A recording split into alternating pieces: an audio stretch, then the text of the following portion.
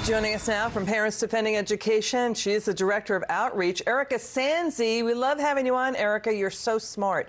Now, Erika, Hi, Liz. it's good to see you. This story, we have the teachers union and Democrats, the ACLU. They're outraged that Texas took over Houston's nearly 200,000 student public school district. This is the 8th largest in the country. What do you make of this story?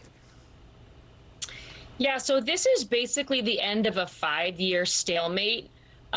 And a lot of people have described this district as being very dysfunctional, and some have even used the word corruption. So just to give a few examples, there were problems with the school board and with management. So the school board was violating open meetings laws. The school board was also found guilty of what's called irregularities in contracts.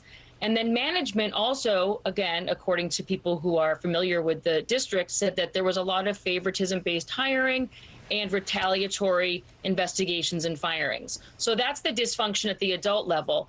Add to that the fact that what triggers a state takeover there is if a school has more than 4 consecutive years of being considered failing, meaning it doesn't meet the standards of the state report card. And they did, in this case, have schools that fit that criteria. And so now, finally, after a very long, drawn-out process, a decision has been made that the state's going to take the district over. So, Erika, are you going to see more of this? I mean, this is one of the largest school takeovers ever. I mean, so what you're saying, the schools have been failing students for multiple years in a row. That's happening in New York and Chicago. It's happening in California, across the nation. Is there something that's going on where the local mayors control the school system, so it's hard to take over a public school system like Texas did?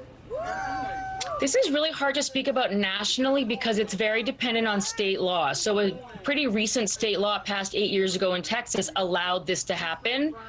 The other thing is that Houston, in addition to having some very, schools that are really struggling a lot, they also have schools that are doing very well. So you can't speak about the district as a whole as being failing. It's just that they did hit this criteria, which meant that that the state could take over, and the education commissioner did decide that that was what he most wanted. And I did want to just lay out, he was really clear about what the priorities need to be, and I'm going to read it so I get it right. But it was to improve conditions in the lowest performing schools, some of which have been failing to meet standards for a decade.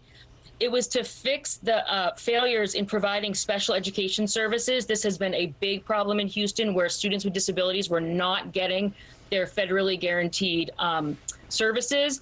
And then lastly, to consistently focus on improving student outcomes and not focus on anything else. He alluded to the fact that it seemed like there was a lot of administrative talk at meetings and not very much focus at all on student outcomes. Got it. So this is a good thing. We'll see what happens. Erika, we'll have you back on again Well, it's hard to say. It's hard to say. State takeovers generally and at the national level have been very unsuccessful. But in Texas, they have a pretty high success rate. So I would just caution people, don't speak generically about this because each state is different. And we hope for the best as Houston moves forward. That's a great point there. Thank you, Erika. Thanks for joining us tonight. It's good to see you. Thanks, Liz.